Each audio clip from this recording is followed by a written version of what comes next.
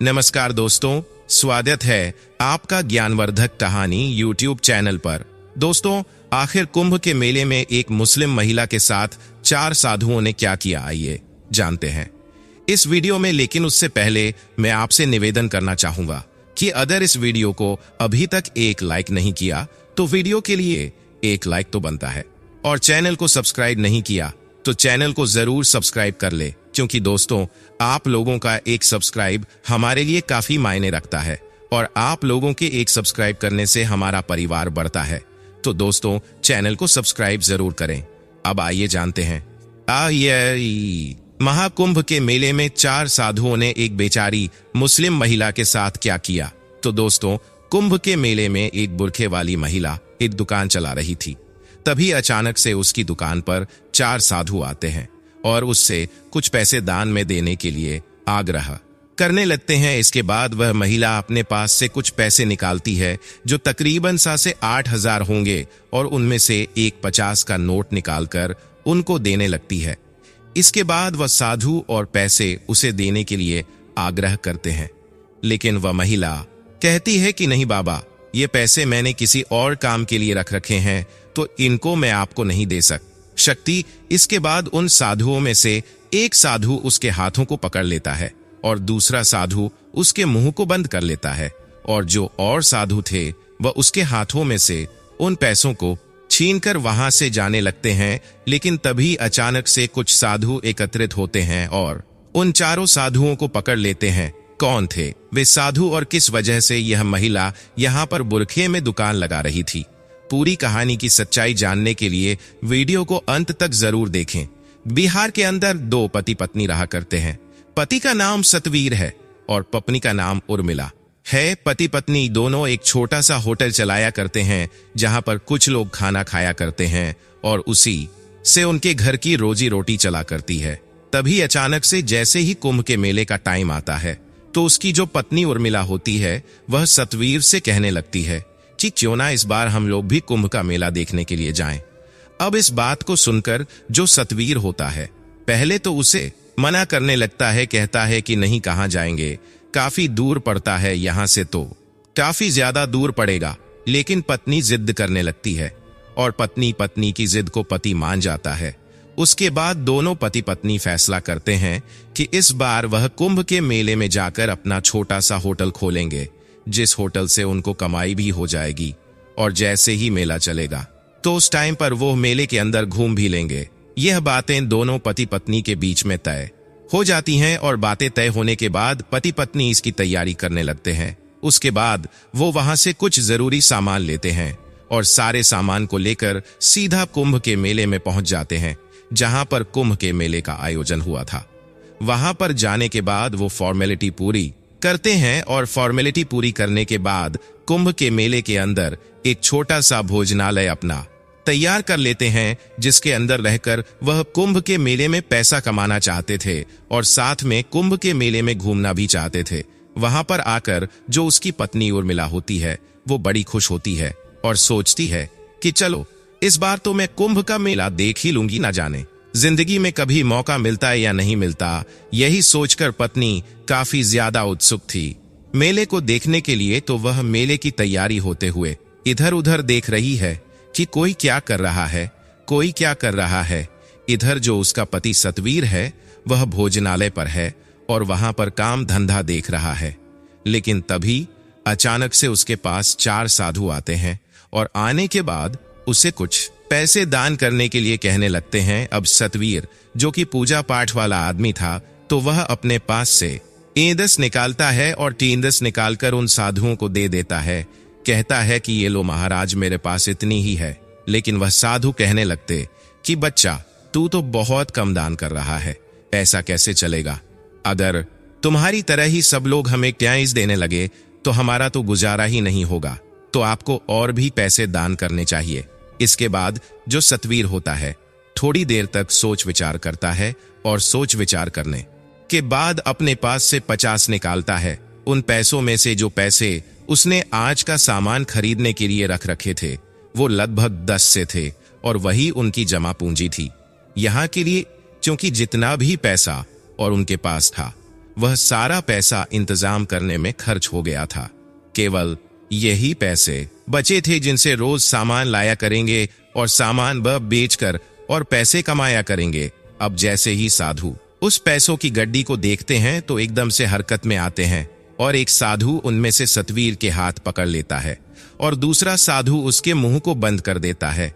जो 2 साधु और बच गए थे वो दोनों मिलकर उसकी दुकान में से जो गल्ले में पैसे पड़े हुए थे उन्हें और साथ में उस साधु के हाथ में जो गड्डी थी जिन पैसों से वह सामान लाने वाला था उनको छीन लेते हैं और उसे धक्का देकर दुकान में गिराकर वहां से भाग जाते हैं। अब इसके बाद सतवीर इस बात को देखकर बड़ा ही परेशान होता है और सोचने लगता है कि मैंने तो इनको दान करने के लिए पैसे निकाले थे, लेकिन यह लोग तो मेरे से पैसे ही छीन कर ले गए। वह सोचता है कि हो ना हो यह साधु तो नहीं होंगे, क्योंकि साधु कभी भी ऐसा नहीं करता। अब इस बात को सोचकर वह काफी ज्यादा परेशान था और उदास हालत में अपने उस भोजनालय के अंदर बैठा हुआ था जो यहाँ पर उसने तैयार किया है और उसके पैसे पूरी तरह से छिन चुके हैं। थोड़ी देर में उसकी पत्नी उर्मिला जो मेले की व्यवस्था को देख रही थी, काफी देर से वह वापस अपने भोजनालय पर आती है लेकिन यहाँ पर अपने पति का उदास चेहरा देखकर बड़ी परेशान हो जाती है, भावुक हो जाती है और उसे पूछने लगती है कि तुम इस तरह से क्यों बैठे हुए हो। तो उसके बाद उसका पति सतवीर उसे बता देता है कि इस तरह से 4 साधु आए थे और उन्होंने मेरे सारे पैसे छीन लिए और यहाँ से भाग गए। ऐसा कहते हुए जो सतीश होता है उसकी आंखों से आंसू टपकने लगते हैं और अपने पति को रोता हुआ देखकर उर्मिला भी फूट फूट कर रोने लगती है। थोड़ी देर तक माहौल गमगीन हो जाता है, लेकिन उसके बाद दोनों हिम्मत करते हैं और अपने अपने आप आंखों के आंसुओं को पहुंचते हैं। तभी जो उर्मिला है वह कहने लगती है कि अगर ऐसा हुआ है तो तुम्हें पुलिस में कंप्लेंट करानी चाहिए और उन साधुओं को पुलिस वाले जरूर से ढूंढ लेंगे और हमारे पैसे वापस लौट देंगे। यह सोचकर सतीश भी सोचता है कि हाँ, हो सकता है, क्योंकि वहां पर पुलिस का प्रबंध काफी अच्छा था, तो पुलिस वालों से वह इस शिकायत को करना चाहता है। इसके बाद उर्मिला के कहे अनुसार सतीश और उर्मिला दोनों वहां पर रोड किनारे खड़ी हुई पुलिस के पास जाते हैं और वहां पर उनसे आग्रह करने लगते हैं कि साहब, इस तरह से 4 साधु मेरी दुकान पर आए थे और वो मेरे सारे पैसे छीन कर ले गए हैं और हमारा रोजगार है और वो पैसे अगर हमें नहीं मिले तो हमारा रोजगार खराब हो जाएगा। लेकिन जो पुलिस वाले होते हैं वो उनकी एक बात नहीं सुनते हैं और कहते हैं कि इतने पैसे एक साथ रखने की जरूरत क्या थी और तुम लोगों ने उनको पैसे दिखाए ही क्यों। अब यह बात सुनकर जो सतीश है वो उदास सा हो जाता है और कहने लगता है कि साहब, हम बहुत दूर से आए हैं और यहाँ पर आकर हमने ढाबा लगाया है। अगर आपने हमारे पैसे नहीं ढूंढे तो हम लोगों को मजबूरन यहाँ से वापस जाना पड़ेगा और हमारा बहुत ज्यादा नुकसान हो जाएगा। लेकिन पुलिस वाला उनकी एक बात नहीं सुनता है और कह देता है कि अब इसमें कुछ नहीं हो सकता।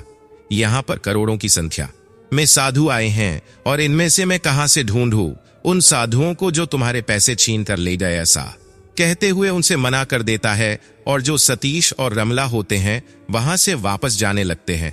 लेकिन तभी अचानक से एक लाल बत्ती की कार आती है जिसमें एक बड़े अधिकारी थे और जैसे ही वो बड़े अधिकारी आते हैं तो फौरन से जितने भी पुलिस वाले ऐसे ही इधर उधर आलस्य में पड़े हुए थे वो एकदम से अटेंशन में हो जाते हैं और आते ही उनको सलूट मारने लगते हैं।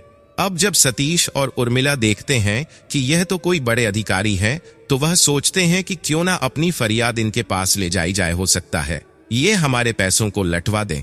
इसके बाद सतीश और उर्मिला वहां पर जाते हैं उन बड़े अधिकारी के पास और वहां पर जाकर उन्हें अपनी समस्या के बारे में बताते हैं। जो बड़े अधिकारी थे वह भी गरीब घर से बिलोंग किया करते थे, लेकिन मेहनत करने के बाद वह बड़े अधिकारी बन गए थे, तो वह जानते हैं कि गरीबी क्या चीज होती है और इन लोगों की आंखों में उन्हें सच्चाई साफ साफ दिखाई दे रही थी। इसके बाद जो बड़े अधिकारी होते हैं वो कहते हैं कि आप चिंता मत करो, आपका जितना भी नुकसान हुआ है उसकी भरपाई तो हो जाएगी, लेकिन उन लोगों को हम नहीं ढूंढ सकते क्योंकि यहाँ पर ढेर सारे साधु हैं और उनमें से हम कैसे ढूंढेंगे। जो बड़ा अधिकारी होता है अपने पास से लगभग डैन तो निकालता है और निकालकर उन्हें दे देता है, कहता है कि ये लो, अपना काम करो और आगे से सावधान रहना, कोई भी कैसी भी दिक्कत हो तो पुलिस आपकी सेवा के लिए है, आप उन्हें बता देना। लेकिन तभी वह लोग बताते हैं कि पुलिस को तो हमने बताया था साहब, इन्होंने हमारी इस बात पर कोई भी गौर नहीं कि इसके बाद जो बड़े अधिकारी होते हैं वो कहने लगते हैं कि किससे कहा था आपने, तो वह बता देते कि हमने इन साहब से कहा था। तो वह बड़े अधिकारी उस पुलिस वाले को वहां पर बुलाते हैं, लेकिन पुलिस वाले का यही कहना था कि साहब इतने सारे साधु हैं तो इनमें से उन साधुओं को कैसे ढूंढा जाए। इस बात को सुनकर जो बड़ा अधिकारी होता है वह भी शांत हो जाता है और उनसे कह देता है कि ठीक है, कोई बात नहीं, हम इस बात पर अपने आप काम कर लेंगे, आप यहां से चले जाओ। वहां से वह जो पति पत्नी थे वह अपने भोजनालय पर चले जाते हैं और वहां पर आगे का अपना काम देखने लगते हैं। वह बड़े अधिकारी को भगवान का रूप बताते हैं और कहते हैं कि ऐसे होने चाहिए असलियत में पुलिस वाले, जिन्होंने फट से हमारी मदद कर दी और हमारा अब यहाँ का रोजगार भी अच्छी तरह से चल जाएगा और हमारा कोई नुकसान भी नहीं हुआ है। इधर जो वो बड़े अधिकारी थे, जैसे ही शाम होती है तो शाम के समय उनकी वो बात, यानी कि जो पति पत्नी उनके सामने कह रहे थे, वो बातें उनके सामने आ रही थी और वो सोच रहे थे कि भला ऐसा भी हो सकता है क्या, सच में ही साधु किसी के पैसे छीन सकता है या नहीं।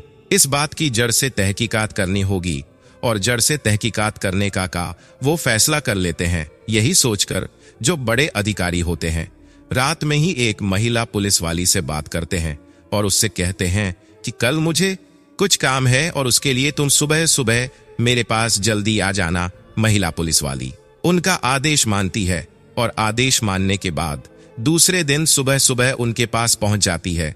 जो बड़े अधिकारी होते हैं वो उसको पूरा मामला समझाते हैं और कहते हैं कि देखो, ये ऑपरेशन हमें चुपचाप करना होगा, क्योंकि हो भी सकता है कि पुलिस वाले ऐसे साधुओं के साथ मिले हुए हो, क्योंकि उन्होंने उस पर कोई भी कार्रवाई नहीं की थी।